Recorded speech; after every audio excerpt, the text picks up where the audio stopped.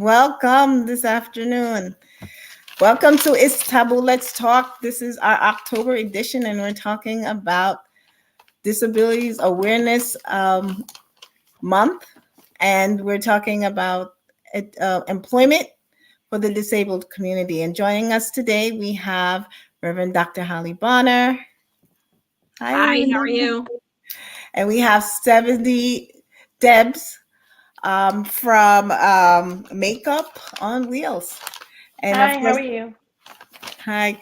And we have Marie Shazada joining us from Alfadila Community Service. And by the way, Reverend Dr. Holly Bonner has her own organization as well. It's called Accessible Interfaith Ministries. So joining us today, I'm very happy to have these wonderful ladies from our community that's going to have this wonderful conversation. So as we start, just going to ask each one of them to introduce themselves and tell us actually, you know, who they are and why they started their organization. So go ahead.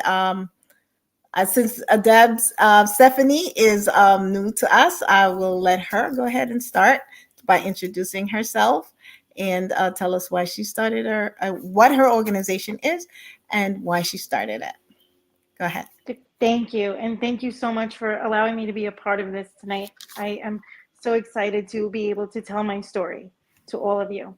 So, my name is Stephanie Debs, and I'm the founder of the Makeup on Wheels Foundation.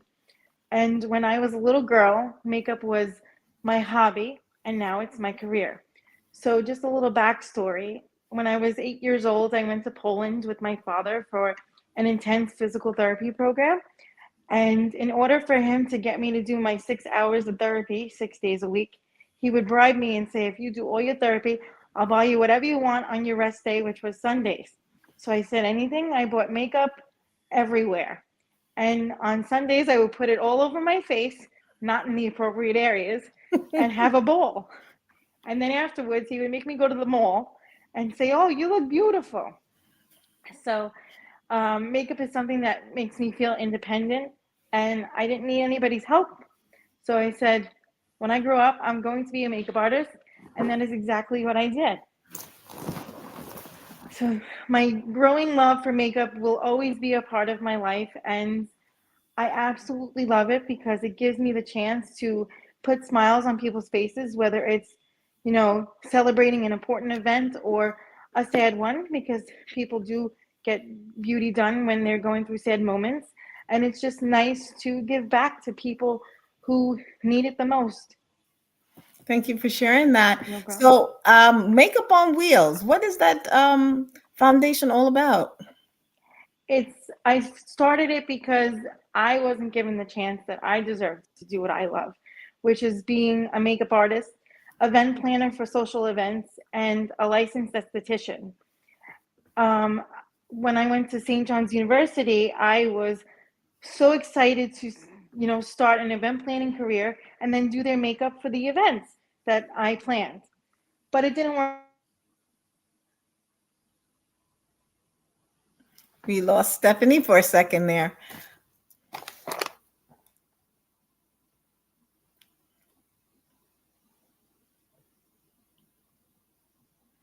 I'm sure she'll pop back. It's probably some technical difficulties, but I mean, imagine that, right? Having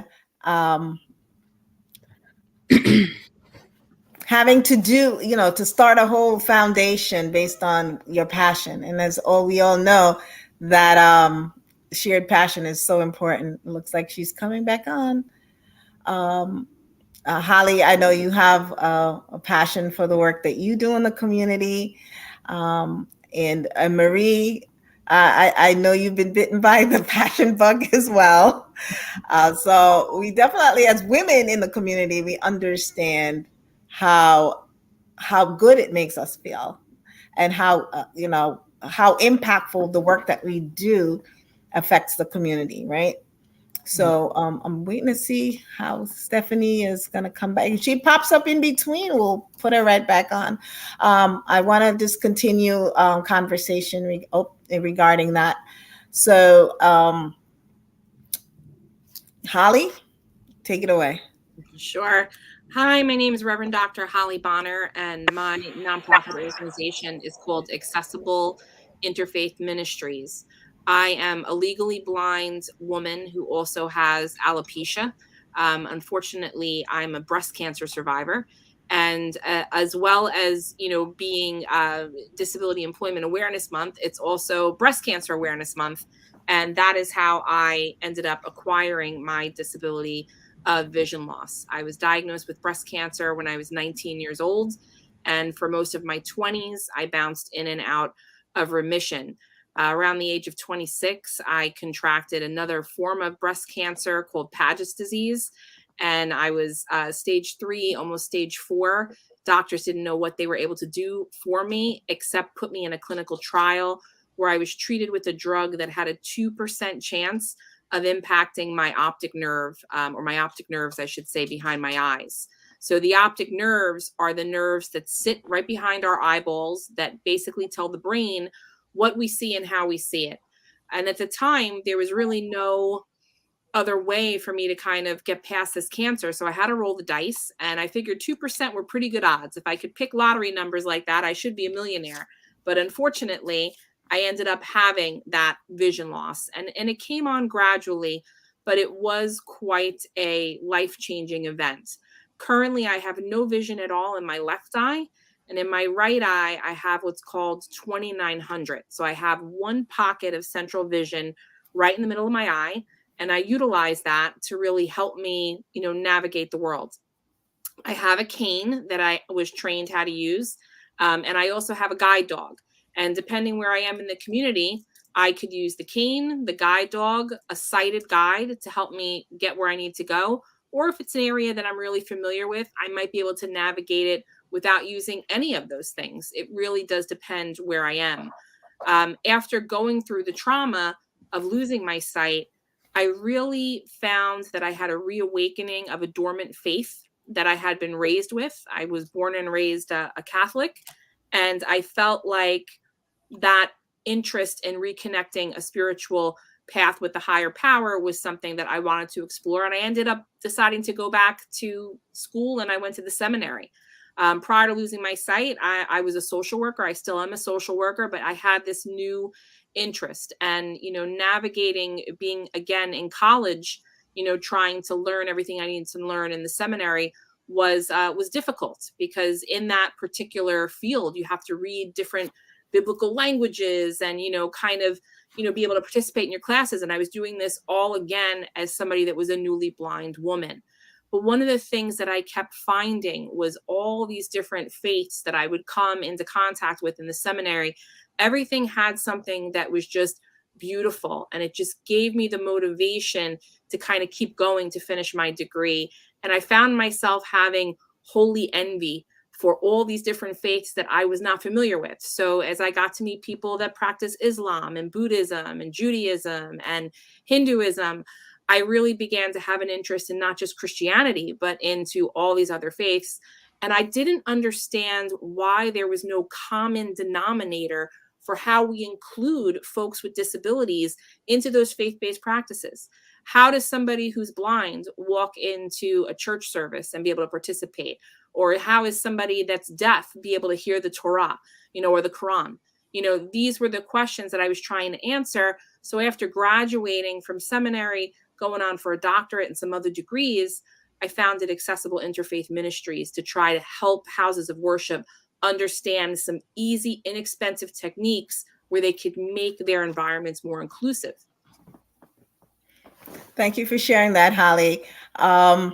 And Stephanie, welcome back. I'm sorry, I'm sure there was some glitches in the technology there. So I just... I'm so sorry. I'm telling my story, and then all of a sudden I see your mouth moving. I'm like, they probably don't hear me. We didn't see you either. Oh. You fell right off, but hey, you're back, which is great. And I know I'm going to ask you guys a couple of questions about, your journey and your different experience, but I want to hear again, like, as you were saying earlier, why you started your organization. I started it because I wanted to be the best event planner and makeup artist for all my clients. with the dream of, opening up my own salon one day, and it's still in the works. But unfortunately, no one on Staten Island, no event planning business in Staten Island, New Jersey, or New York City was willing to hire me as their employee. And a lot of the times they would use excuses like, oh, the elevator's broken. And I would be so excited going to an interview. Finally, I would hire a driver to take me because at the time I didn't drive. And I would spend money to, go to these interviews to only be told that the elevator doesn't work. So afterwards, I said, that can't be true for everyone. So my driver started going into the establishments before I went in to make sure the elevator did work, and it did. So when the person told me they didn't work, I told them they lied because my driver tried it and it was working perfectly. So I decided that, if no one's going to hire me, I got to do what I love on my own.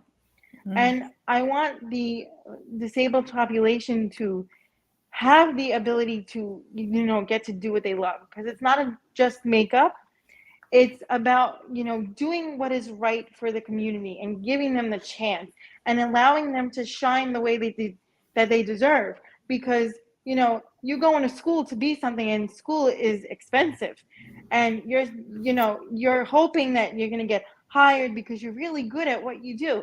But then you're told, oh, sorry, we can't hire you because it's a liability issue, or this, that, and the third.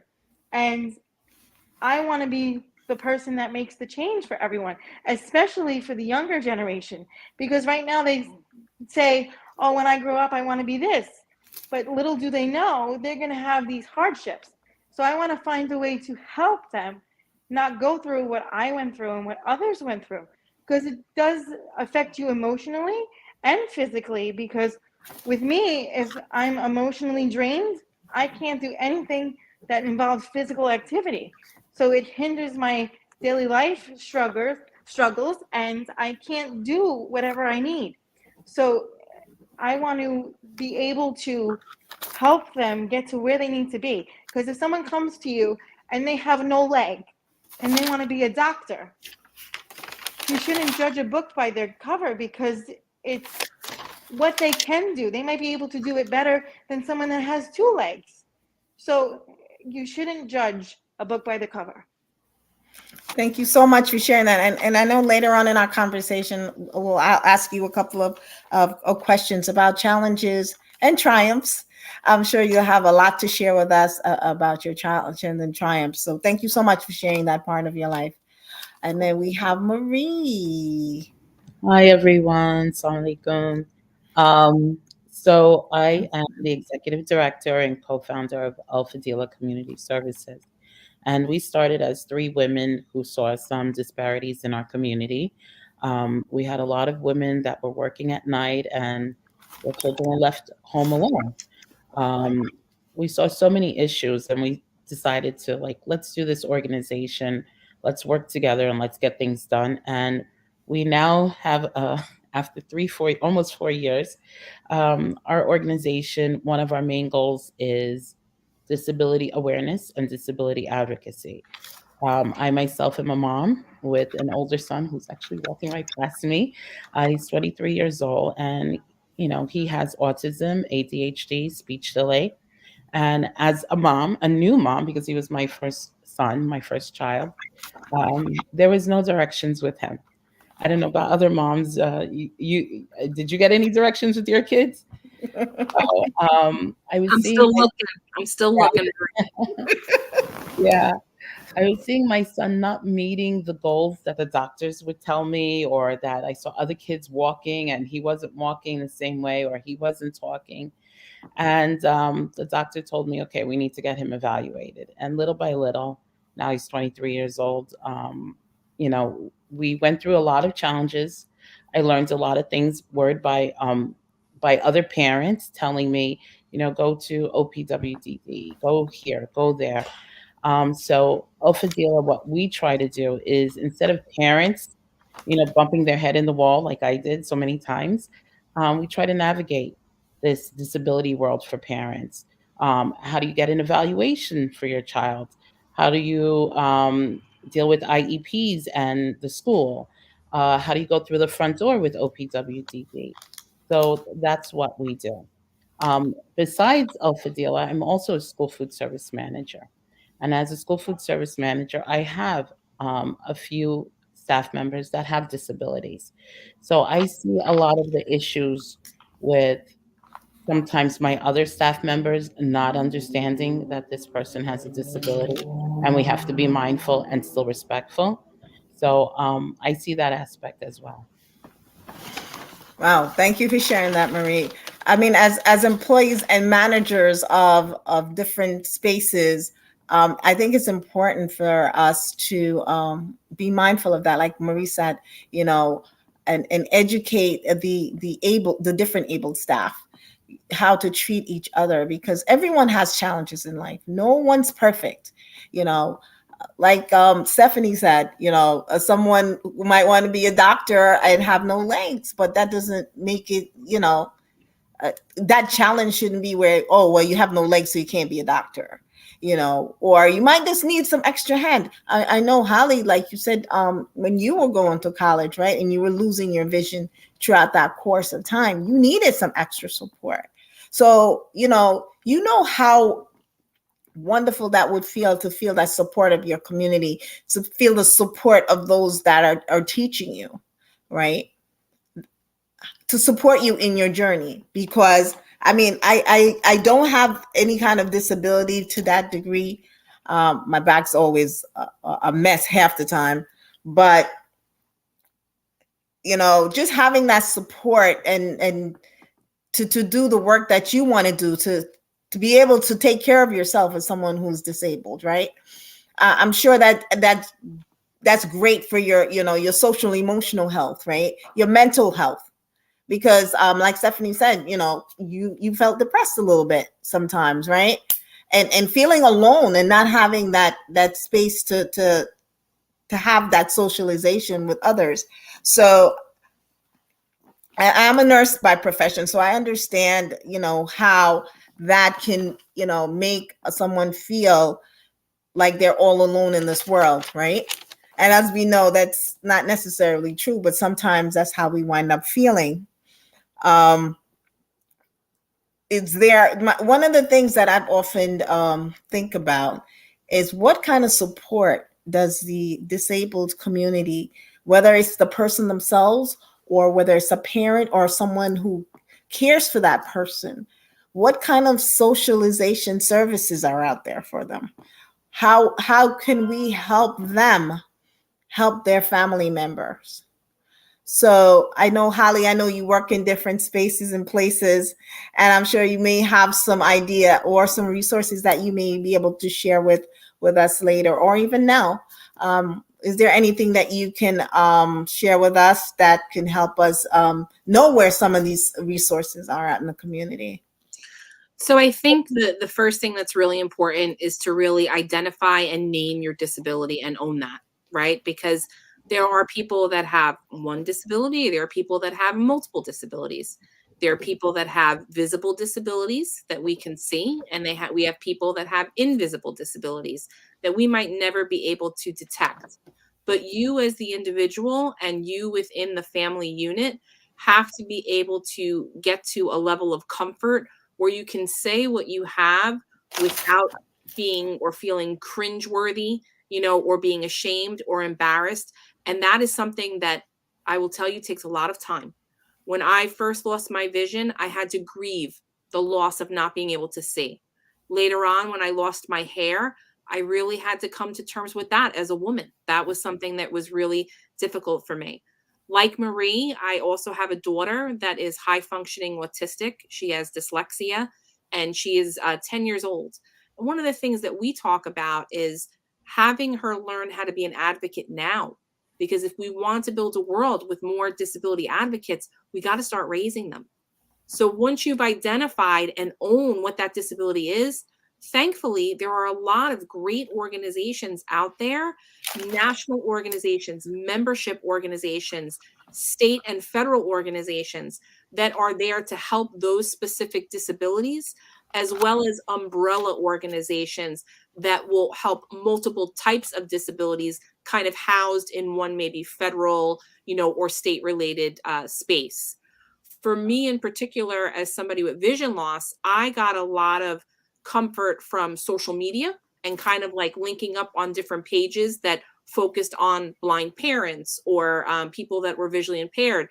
And then national organizations like the National Organization for the Blind, National Federation for the Blind, rather, NFB, American Federation for the Blind, AFB. Those were places that I was able to go. And depending on what type of disability you have, there are those resources that mirror that just based on that particular disability. Thank you so much for sharing that, Holly. I mean, I know your organization's focus is the accessibility for people in different faith-based spaces, right? I know for us in the Islamic faith, I know there's an organization. I don't remember the organization's name at the top of my head right now. Have reached out to the community to I guess, assist with resources to help faith-based, especially in the masjids, the mosque, to help them get the space of it, working to at least provide services and accessibility. I don't know, I can't get this word together. Accessibility for people with disabilities.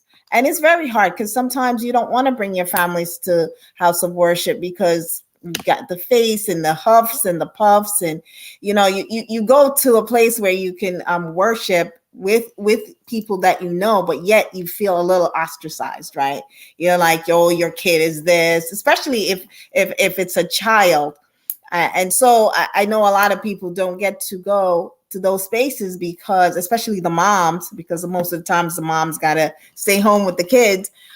It is very disheartening and emotionally, I'm sure it could be, have a negative impact on that person who's dealing with not just their physical or emotional disability, but maybe a family member.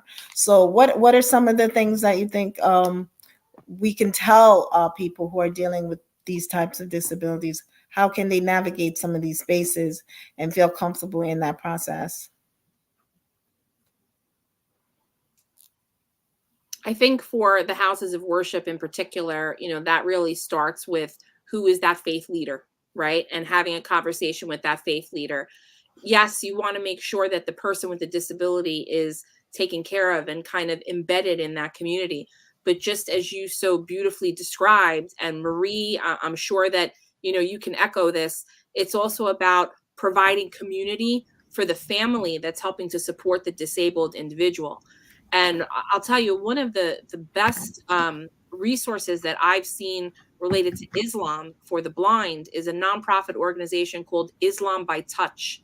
And it was a husband and a wife couple that had vision loss, and they decided that they wanted to create blind Quran and materials that could be used for Islam to be able to share with the community free of charge. Now, that had prior existed for other denominations. You could very easily get a copy of the Bible audio, or in large print or braille. But for the Quran, that really was not heard of, because it was considered more of a minority religion. So these folks took it upon themselves to kind of create this and do this. And they've become a resource and they've built upon that. So that's a really great, resource that we can, look to and kind of take guidelines from. I think there's also got to be, a conversation had just with basic etiquette. People don't know what they don't know. And if you're afraid to have the conversation, and you don't know how to address somebody, that has a disability, you got to start with those basic steps. I mean, Marie, I'm sure you could speak to this as well as Stephanie. Yes. Me, particularly, I wanted to give you that name, Mohsen. Mohsen, yes. Thank you, Marie. Look it up. Muslim understanding. I Yeah. don't remember the rest of it, but yes, Mohsen. But going back to what Holly said, with my son in particular, I had family members that didn't know how to interact with him it would be a birthday and they didn't know, can we give him money? I'm like, yeah. Um, or we have to give it to you. Yeah, still give it to me, but you can give it to him. People feel awkward. People don't know how to act. And I find a lot of families, they don't want to deal with the awkwardness, so they keep their children home and they stay home. I think that's a big mistake because Absolutely. I think you need to teach your child or, pretty much teach your child how to interact with the world and have the world interact with your child. My son in particular, where we live, he goes on his own. He goes to the store. I was in fear. I was like, maybe they're not going to give him his change. Maybe they're going to treat him wrong. But the more he kept going, is the more that they understood who he was, his challenges, and they started to help him. So I'm guessing he's getting the correct change back. Uh, so that's my take on it. That we can't hide anymore. We have to come out, and that's a part of advocacy and awareness. Yeah. What about you, Stephanie? Anything you'd like to share? Of course, you guys said it on point, and I was nodding my head yes, because as a person with a disability, I do often get all those things that you guys just discussed for myself. Like just recently, I went to a family gathering for someone that passed away, and everybody was like, Steph, go this way. Steph, go that way. Oh, we got to get her in. And they make this big show. I always make an entrance no matter where I go. And it's just like, I don't want to be the entrance. Like, can I just go roll in and just be like everyone else? Is that hard? Like, I was really, really just annoyed because it makes you feel like you're so different and like you don't belong. And I get that that's not what they're doing. But after a while, it's like, you know me my whole life. You know how I act. Why are you making me feel like this big, monstrosity? Like, oh, Stephanie's here. Let's make way, make way. And it just makes you feel so uncomfortable. And also, I would like to address that one of my biggest fears from being disabled is what happens to us, and I say us like the disabled community, when our family members and close relatives are no longer on the earth, because we are going to outlive everyone. And my biggest fear is, if people who can't speak using their voice and people who are autistic and can't, tell us what exactly it is that they need, what are we going to do for them to make sure that they can, do simple activities as put toast in the toaster or, get yourself dressed? Like, there are so many people who, work in this population, but do they have the heart? And most of them do, but a lot of the times the parents have to be involved, or the guardian, or, the significant other. And it just scares people like me, especially myself, to know that we need to make a change, to show people that we know what you're doing and we know how to do it in case there's an emergency. Because you want to be able to feed yourself, dress yourself, get yourself a drink, get yourself a snack, basic survival skills. So that is one of the, many concerns that we have as disabled people. So if we can, come up with a plan in the near future that helps people like us get the same things that the able-bodied population gets, that would be amazing. Thank you for sharing that. It's funny that you mentioned that, because I was talking to one of a community partner that we've done some work with and actually utilized their space a couple of years ago, pre-COVID. And one of the concerns, it was on your mark, and they take care of a lot of the disabled population. And one of the concerns they have is when people age out of services. So when you age out of service, what happens to you? That is a big concern. I'm not sure if it's been resolved, and probably hasn't, but that's a big concern, because now you don't get the different resources that you would get when you're, below a certain age. And then, what do you do with that? How do you maintain this population? How do you keep them at their best, maintained at least to where they're at, so they won't worsen? It's a very difficult conversation to have, because there's always finances, right? Finance is always the biggest portion of this these types of care. So how can a community come together, like Stephanie said, and figure out how they can assist those members who really, really need their help? They want to be as independent as they can, but they need our help. Can't do it by themselves because there's no resources to do it by themselves. Um, that's pretty much that.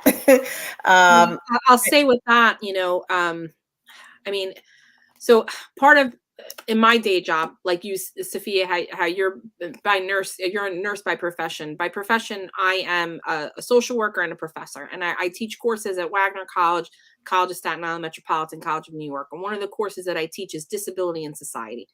And when I talk to my students about disability and we talk about what happens when that person starts to age out, or what happens when you have parents that have always been the primary caregivers and now they're starting to get older, the students often become very uncomfortable. And I think that that's for a few reasons. Because, first of all, nobody likes to talk about death. I don't care what culture you're from, I don't care what your religion is. It's an uncomfortable topic. I think the conversation often becomes harder when you have siblings that are not disabled being asked or perhaps tasked to take care of a brother or sister that does have a disability. In my case, my younger daughter does not have any disabilities. And when something happens to my husband or myself, hopefully many years from now, she will be the person that will be on the lookout, for how she can help her sister. Now, part of what we've learned over the last couple years as we've been getting older and doing some estate planning is putting a trust in place for our daughter so that, yes, we're blessed to own a home. We're blessed that we have two children, but we don't have a lot of extended family. So how can I make sure that my daughter with a disability will always have a place to live so that she won't have to utilize any type of, federal resources or state run resources?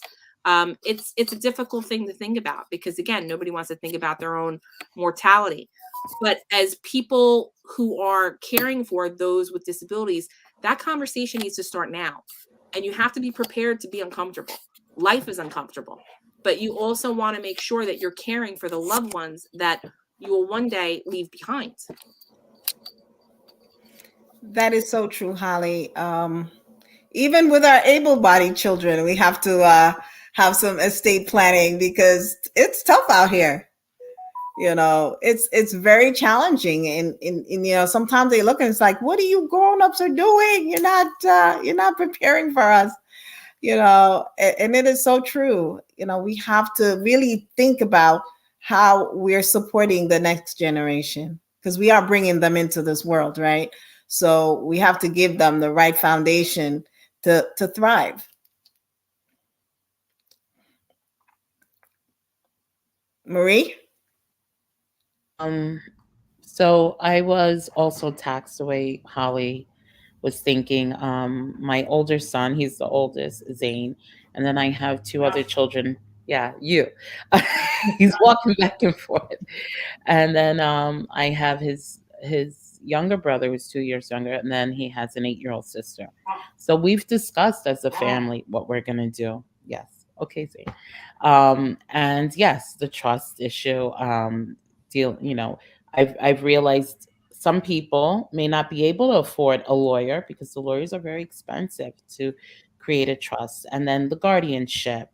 And after high school, where do they go? Me myself, I had the issue of looking. I was discussing with Holly one day about looking for a day hab, and it wasn't really like what I wanted for my son, but it's better than him staying home. There's so many things that you have to put in place and you have to plan out that for someone who doesn't know, it's hard. So this conversation is very good for a lot of parents who have children approaching the age of aging out from high school or wherever they are. Um, they need to start planning. The school helps with transition, but you're as a parent, you're like it's just going past your head. Um, the information they give you. You really have to live it and go speak to another parent that actually has gone through it. So the trust, day habs. There's a lot of outside classes. Some students, some children with disabilities can go to college. There are classes. I'm sure Holly can say more. Yes. And then some have can go to work. There's agencies like Access VR that helps you know children. I always call them children, but as they go from high school now onward, that can go and start working. My son worked in a nursing home for a while. There's so many other avenues, but you have to look at the individual and their capabilities. We have to be realistic as well. That is true. Thank you so much. But see, resources are there, but many people don't know. Yeah, That's the biggest problem. You know, it does a resources does nothing for you if no one can have access to it, right? So I think the more that we talk about it, the more that we post these things, and whether it's on our website or on our pages, for people to that follow us, they might know it might not be them that's having the difficulty, but they might know someone who is, and be able to share that information because it's not readily out there. And we are paying our tax dollars, so we might as well utilize the resources that our tax dollars are paying for. Now, I know Stephanie had mentioned earlier in a conversation that she had difficulty getting job because of her disability. And we all know that, we have the Disability Act, right? But I know people have work around everything, right? They work around things to say, oh yeah, we believe in that, but they do all that they can because they don't want to really try to accommodate. And I'm sure that's very disheartening for someone who knows that they can, do the work. They may just need a little extra support. And so they're not getting that from their employers, I should say. So Stephanie, she did the one up and started our own stuff, which is great. I think that we should, encourage people, whether they're, have disabilities or not, to be able to be entrepreneurs. I think that's a great thing to do. Make them feel independent starting that. So Stephanie, you want to share with us a little bit of how you started it and where you are right now with that? Sure. So Crazy Me started it when the world shut down from the pandemic. So I was like, this is going to be great. So I said, what do I got to do to start this ball rolling? So I started selling t-shirts, masks, hand sanitizers, everything. And the first fundraiser I did was for breast cancer. My mom is a breast cancer survivor. And for the month of October, we donated half the proceeds to Susan G. Komen Foundation in my mom's name. And then that November, we did the same for the Pancreatic Cancer Foundation. My late uncle passed away when I was in 5th grade, and I wanted to give back. And then December was the reason I found why I started the foundation at this exact moment, when I was meeting with a little girl who had cerebral palsy. And we do service all walks of life, men, women, boys, girls, everyone. And she was doing so many surgeries and spending the holidays in the hospital. And I know what it's like to practically live in a hospital sometimes. I was in the hospital for 33 days once, and it's not fun. So I could only imagine an 11-year-old girl during the holidays being stuck in a hospital bed. And I just wanted to give back to her. So I started selling ornaments, and whatever money I made, half the proceeds went to the little girl for Christmas gifts. And she was just so happy. And although it was very little money at the time, it was just the smile and the joy and the appreciation that really showed me what my foundation is all about. And because it's not about the money, it's not about, how many people you serviced. It's about what you did for that person, in my opinion. Although those are two very important factors, the biggest and most important to me is how you helped that person feel about themselves, how you were able to get rid of their struggle in some way and just assist them with the little help that they need, and just to show them that we heard them, we are with them, they are not alone. And that is essentially why I started everything, because at the end of the day, it's the smiles on people's faces that brings joy to me. Thank you so much. I often say that impact to me is more valuable for what I do in my organization, because you could feed 1,000 people, but did what did they leave from when they saw you, right? What did you do for them? It's not a momentary thing, right? It should last, it should have some lasting impact. Let's put it that way, in terms of interaction, is in terms of how you made that, like Stephanie said, how you made that person feel. Because there are many people who give stuff away, but then when people come to them, they're harsh. They make people feel like, oh, you're a beggar, those kinds of things. And that's not something that we need to do as a community. We need to let people know, yes, we're here for you. And we're going to do the best we can to make you feel good about yourself and your situation, because we all can be in those situations at any given time. So we have to be mindful of how we treat people, because everyone has a challenge in life, whether it's a disability, whether it's a mental health issue. We all have different types of challenges, and we have to be very much mindful of that, when we're interacting with people in the community. So this is very good conversations to be had. As far as Holly, any challenges? I'm losing it today. It's Friday, guys. Any challenges that have you want to share in terms of employment that you've experienced in your journey? Well, let me tell you something. I could write a book. I could write a very long book. It really has been a very, very difficult time. And, Stephanie, I think what you say, I appreciate, and having gotten to know you over the years, like we've kind of talked about this, but, college is not easy. And as she said, it's very expensive. And I put in a lot of time and effort into my education. I'm a lifelong learner. I love learning. I have a bachelor's degree. I have 4 master's degrees, 1 doctorate, working on the second. And I have to tell you that I don't have a full-time job.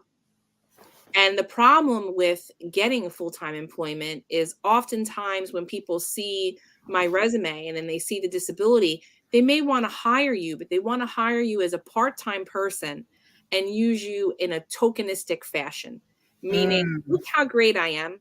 I have the blind or visually impaired person working with me. See, aren't we wonderful here, wherever we are? And that's not everywhere, but it has been something that I have experienced on multiple levels. And it's very disappointing.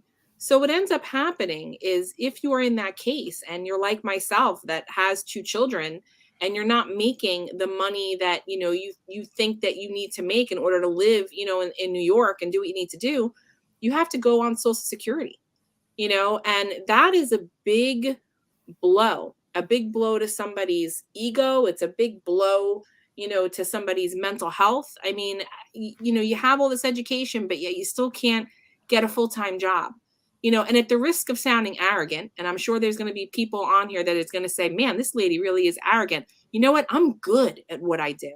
Like I am really good at what I do. And I'm a really smart and brilliant woman. I might not win a beauty contest, but as far as what's going on up here, I got it going on. I'll tell you that. So yes, you do. Yeah, right? You know me for a long time. Marie, you do too. But I don't understand what the disconnect is. Now we're talking about disability employment awareness, right? So in 1973, we had the Rehabilitation Act that was passed. And that Rehabilitation Act had different sections of it. And basically what the government was trying to do here in the United States was to make sure that you couldn't not get a federal job if you had a disability. And you couldn't undergo any type of discrimination for really any position that you wanted to based on your disability. That employers have to work with you to give you what you want. but they haven't quite figured out how to eliminate this tokenistic kind of existence that we have, where I'll hire you, look at me, I have somebody with a disability, but I don't want to pay that person a full-time salary. Wow, that's very interesting though, because also if you think about it, they may have to pay a different type of premium for someone who has a disability. So as a business person, they're looking at like, how much this person gonna really cost me? Are they worth it? And it's sad because we end up thinking about money versus people, right? And what can you do to help this other person? So it's really hard because there's no additional resources, and maybe there is, and that business may not know that there is extra support services for their employees who have a disability. A lot of times business, like Holly said, bring that token person in so they can show that they're being compliant with the rules and everything else. But the reality is they're not, because not only they're not hiring that person full time, but then they're not even educating their other employees of how to deal with someone with a disability. Sometimes you may be working in a space where you talk to each other and you work with each other. When it's time to eat lunch and you guys are sitting together, you're over in your pocket corner over there because they don't want to really deal with you, but they know they have to work with you in a certain instant. But then after that, it's just like the kid in the school that's the new kid on the block, and everybody, they eat lunch and she's over there in the corner, eating by themselves. And that could put a big strain on your emotional state.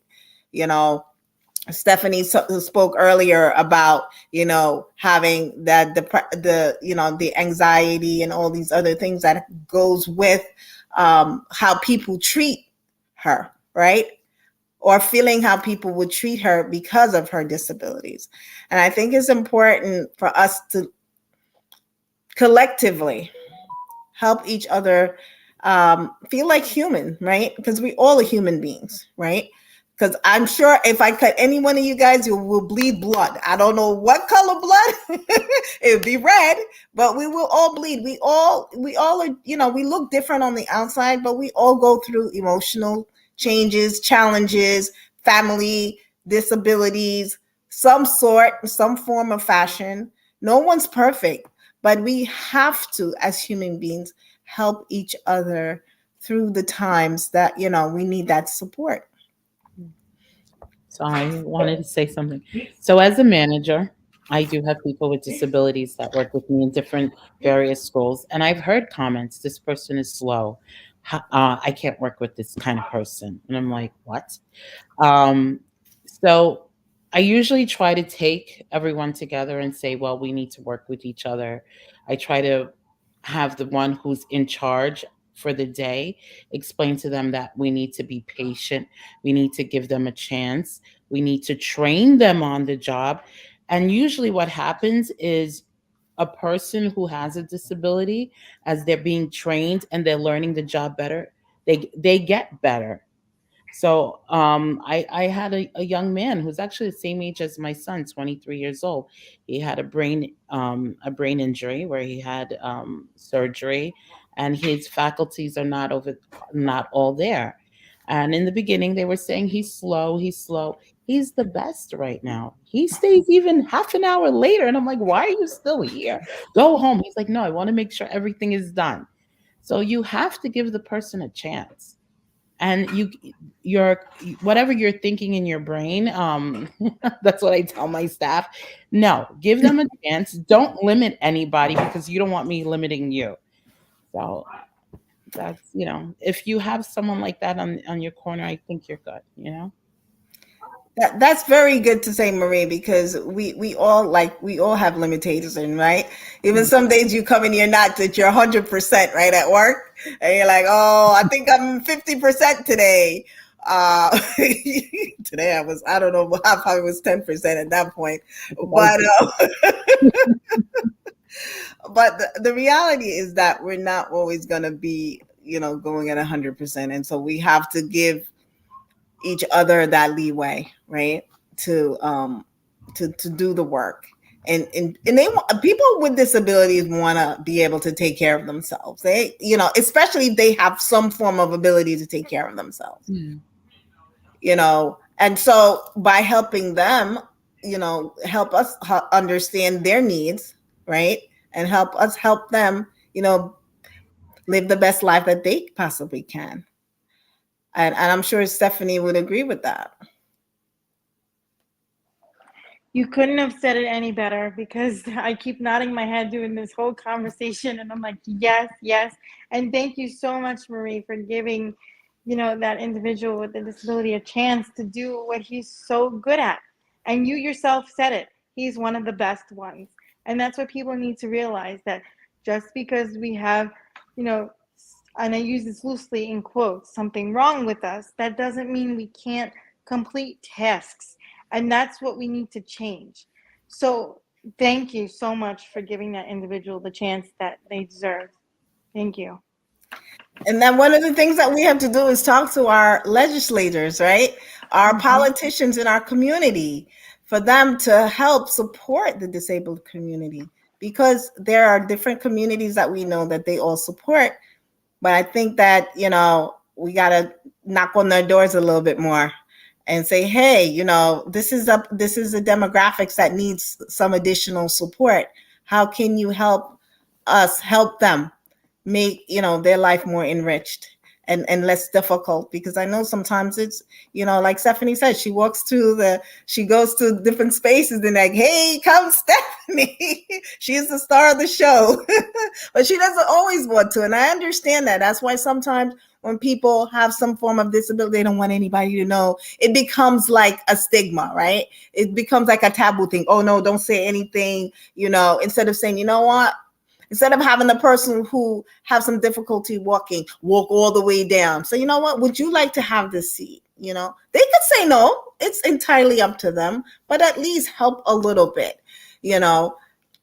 because sometimes they need it, but they don't want to ask, because then it's like, oh, people are, making me feel some kind of way, or I'm ashamed. Your disability shouldn't be a badge of shame. You should, embrace whatever it is that you're having challenges with, and, do the best you can. But other people shouldn't let you feel ashamed of who you are and how you function as well. I think too, we have some great examples, especially within the last couple of years, of different employers, even here in New York City, that are trying to go the extra mile by creating pilot programs for people with disabilities.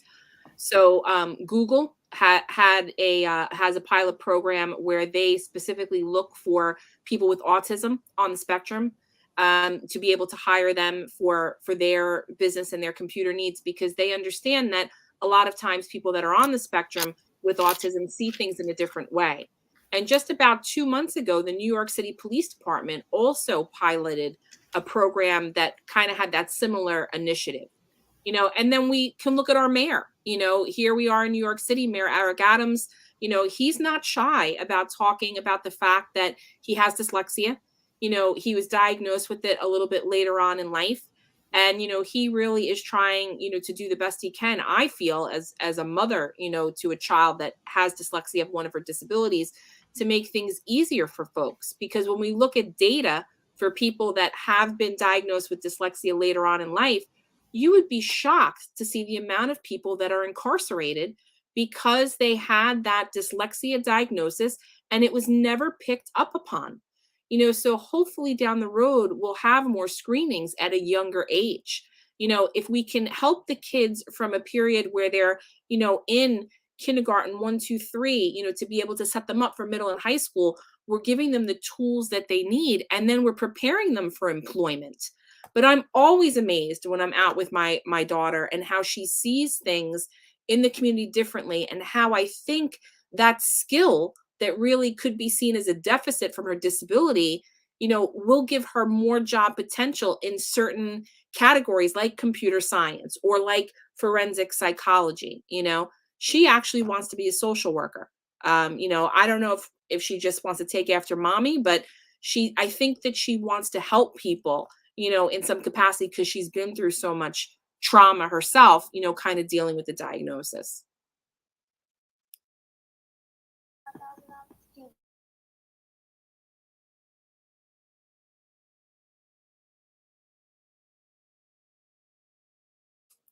Sophia, you're on mute.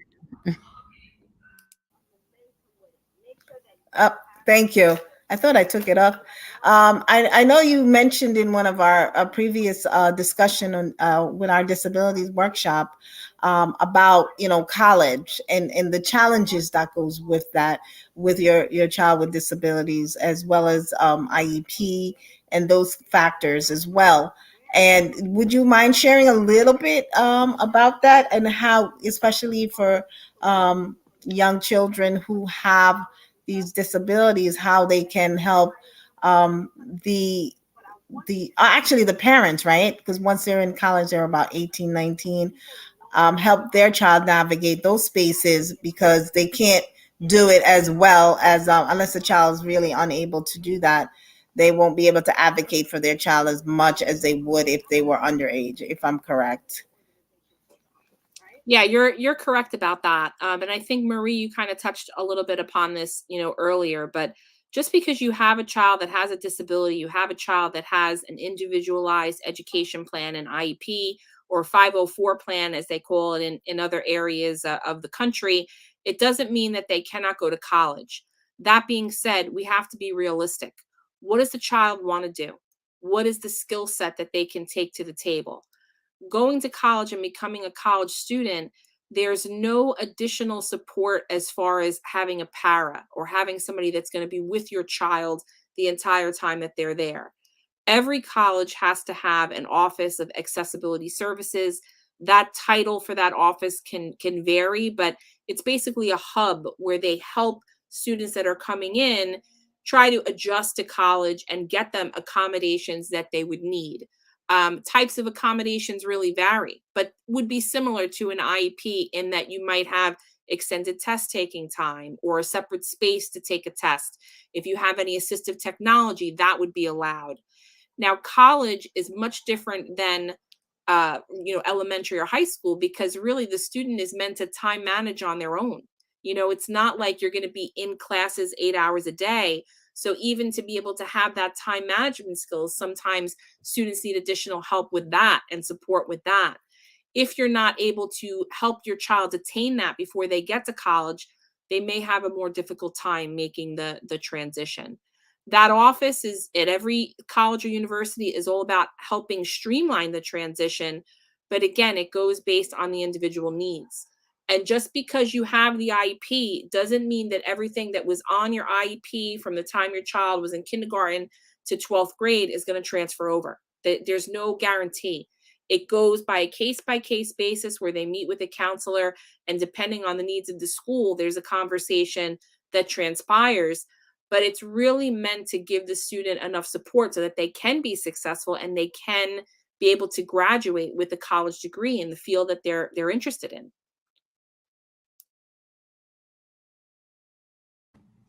So I understand that like college, Holly, go back on. Take it off mute. I'm here. Conversation. So I understand college doesn't have the they do offer the accommodations, but there, from my understanding, there are some resources where an aide or a ComHab worker can still come in with the individual with disabilities and accompany them in the college classes. I have never experienced that, to be quite honest, in there. The only thing that I have seen are note takers that have been, brought in, or what they would call scribes to be able to do that.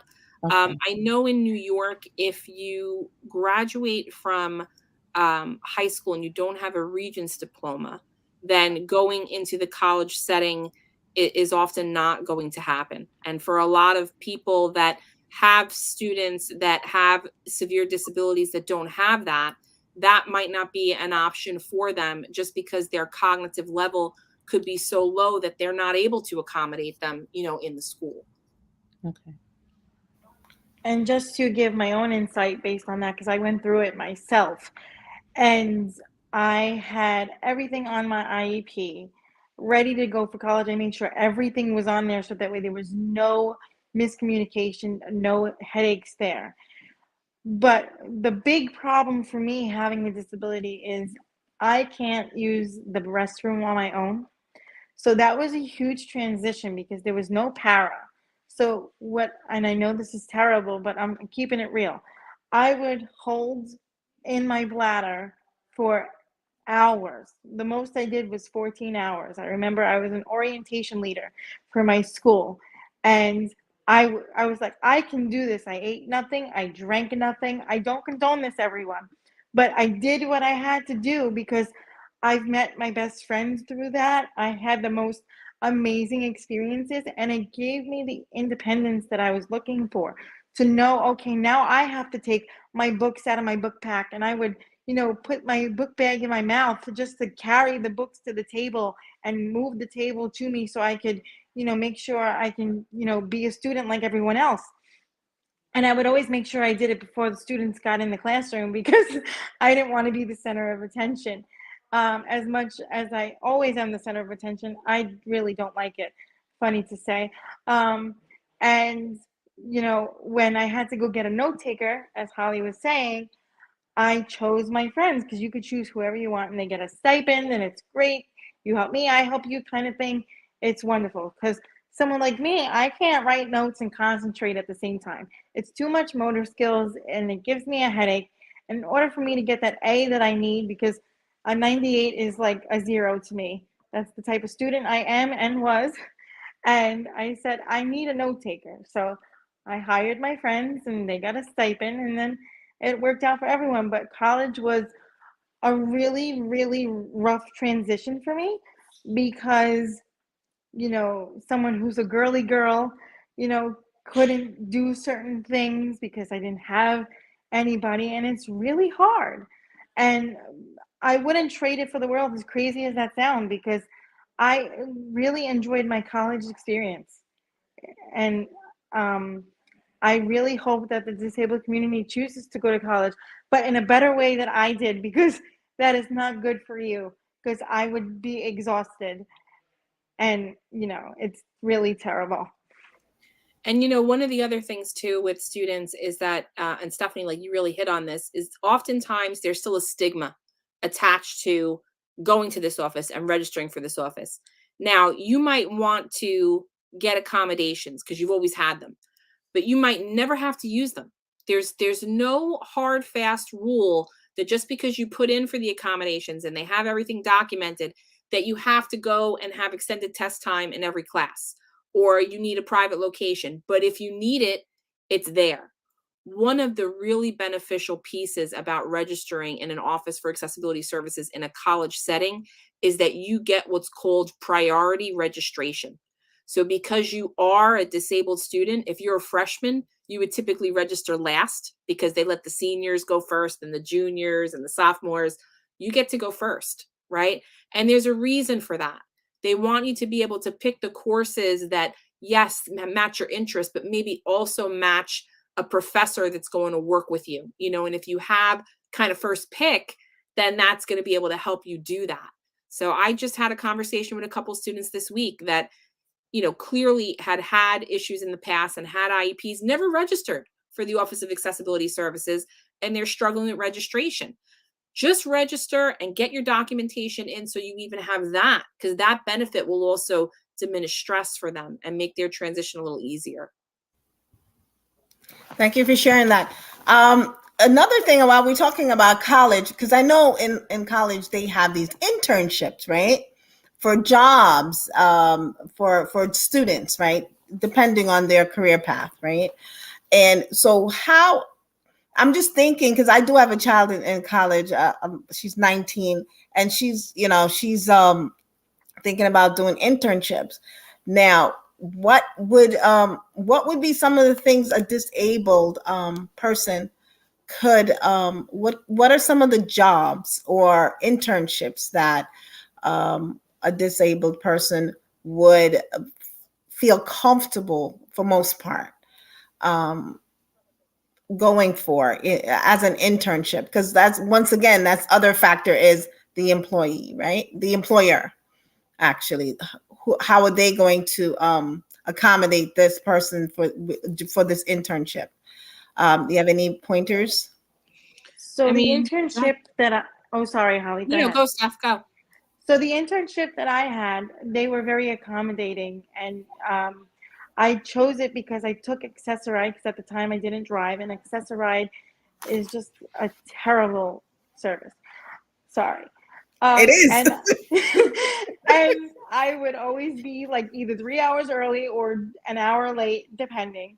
And they would just work with me, and it was a really easy experience, and it was 10 minutes from my house, and I could have my you know health aid with me, so I can go to the bathroom because just to go back a little bit, when you're in college, they wouldn't allow me to have my aide with me because they said it was like they were getting a free tuition. And I'm like, oh, okay. So I couldn't, Unbelievable. go to the bathroom because they thought they were getting a free tuition, but I was just utilizing them to help me with my personal needs.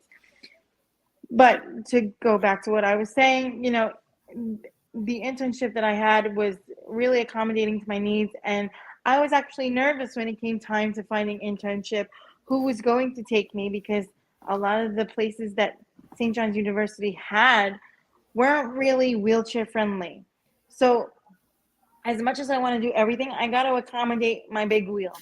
And if it's not wheelchair accessible, it's not for me. And I had to turn down many things because of my wheelchair. And it makes me so upset, but I understand now that I'm older that if it's not for me, then it wasn't meant to be. So you got to look at the positive side of things. But, internships can be very hard to find, but if you know people and you can, try and work with them, they do help you. And, if anyone that needs help with an internship, I can do my best to try and help them, because that is part of why I do what I do, because I don't want to see anyone like me struggle, because I had to go through it and I really don't want to do that to anybody else. Thank you for sharing that. So, as we wrap up this conversation, I know Holly. Oh, before I continue, I know Holly had wanted to say something. I apologize. Oh, no, that's fine. I was just going to say COVID, like in the wake of COVID, one of the things that really transformed, internships experiences for students is that now we have more virtual experiences. So that really has opened up more possibilities for students. But on the flip side of that, you're not really embedding the person with the disability into a social community, right? At least where they're not like in an office kind of feeling how that feels. But there are a lot more disabled folks that are working from home, and they're able to get those full-time jobs because they're out there now, through hybrid and remote work. So, good and bad and everything, but COVID, definitely something good did come out of it with response to that. Thank you so much. That is true. There are a lot of different types of working environments that came out of this COVID, and so what would any one of you guys, and any one of you guys could take this question, what would you say to an employer who's considering hiring someone with a disability? Anyone? Marie?